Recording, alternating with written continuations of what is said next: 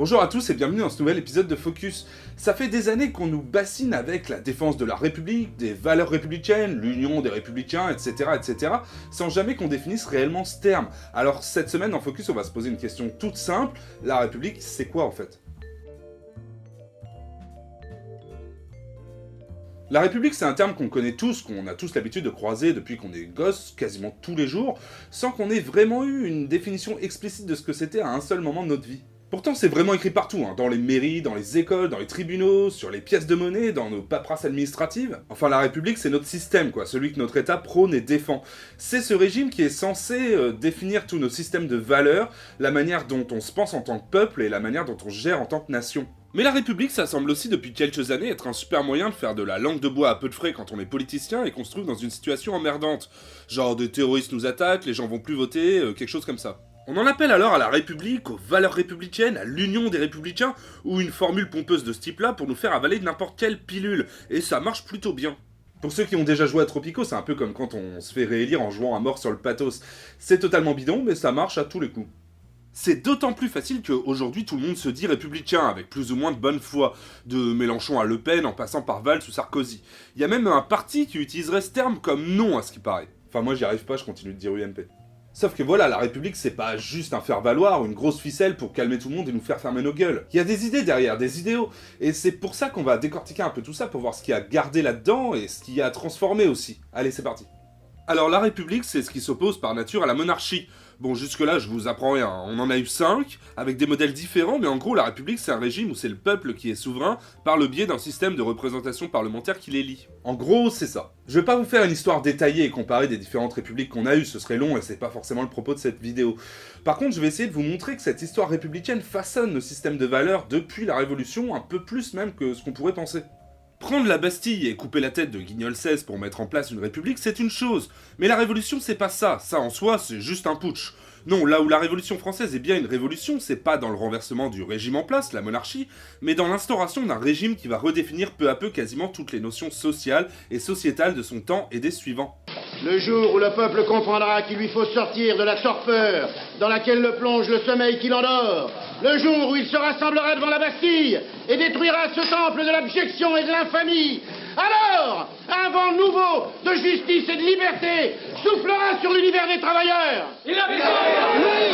La République, dès son origine, c'est un mouvement qui va permettre de placer au centre de toutes les réflexions politiques, dans un sens large, l'humanité et l'universalisme, là où avant il y avait Dieu et le roi.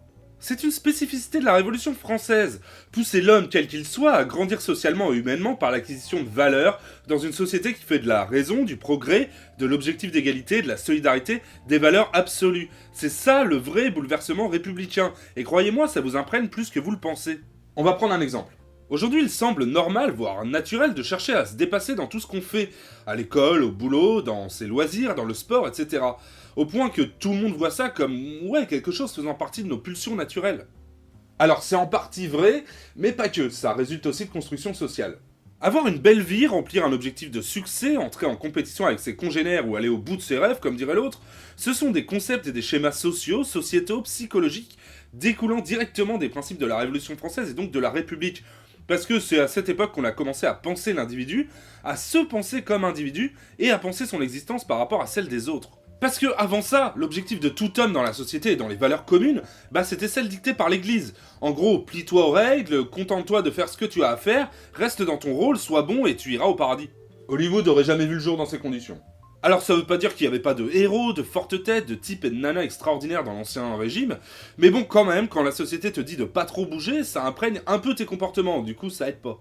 Avec l'arrivée des Lumières au XVIIIe siècle, puis du système républicain, les choses changent. L'humain arrive au cœur des systèmes de valeurs, humains que l'on théorise comme muets de valeurs universelles. C'est cette conception qui va se traduire politiquement dans la naissance de la République. Et cette même République va placer cette idée au centre de tout et façonner la société et les hommes avec un grand H autour de ce concept, si bien qu'aujourd'hui ça nous semble totalement naturel. Et c'est vrai aussi pour les concepts de justice, de solidarité, de liberté, d'échange, de famille, de bonheur même.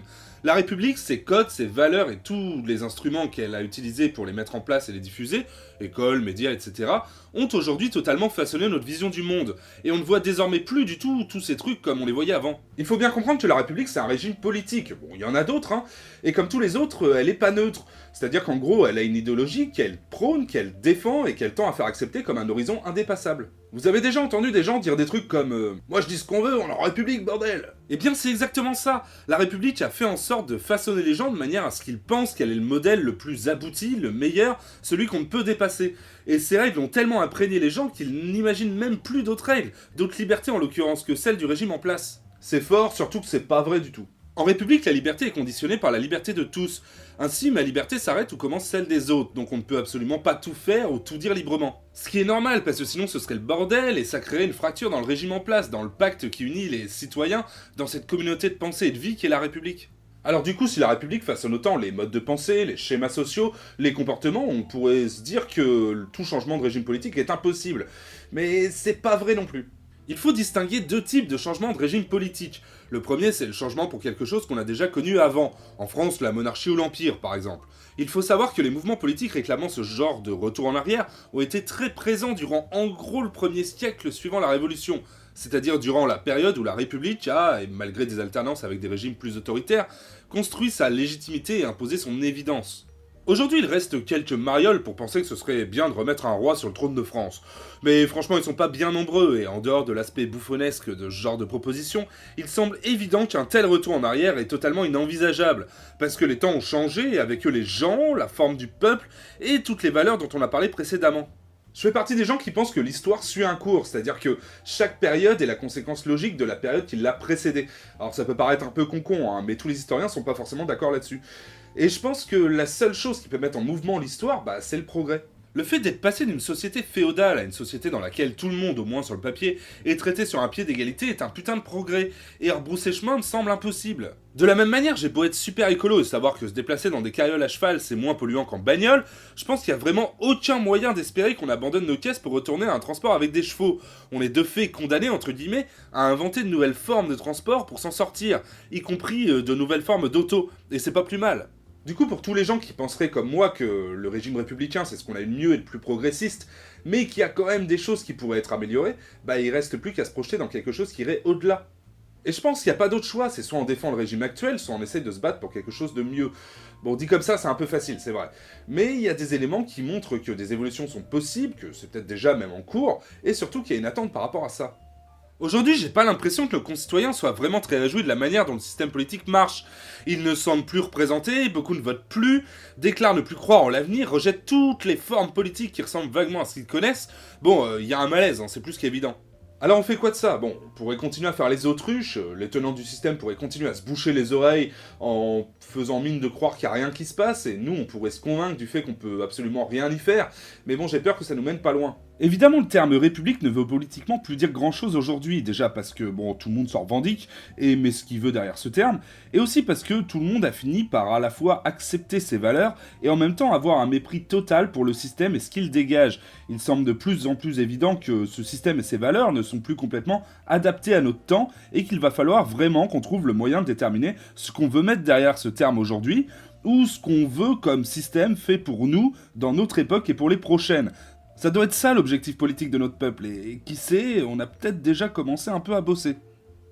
Voilà, en conclusion, je dirais que selon moi, le régime républicain, même si ce terme est totalement vidé de son sens actuellement, est le meilleur régime politique qu'on ait jamais connu. Mais c'est pas une fin en soi, et ça veut pas dire qu'on peut pas aller plus loin. Et actuellement, on voit qu'il y a une cassure de plus en plus nette entre le peuple et le cadre dans lequel il est censé agir. Beaucoup de gens disent ne plus croire au système républicain, ou au moins au ressenti qu'ils ont par rapport à lui, au système même démocratique, au vote, etc., etc.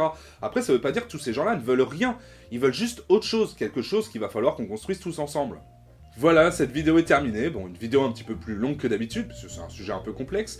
Si la vidéo vous a plu, n'hésitez pas à la faire tourner largement sur les réseaux sociaux, et à continuer à venir vous abonner massivement sur notre page Facebook, notre chaîne YouTube et notre compte Twitter. Nous, on se retrouve bientôt pour un nouvel épisode de Focus. D'ici là, portez-vous bien.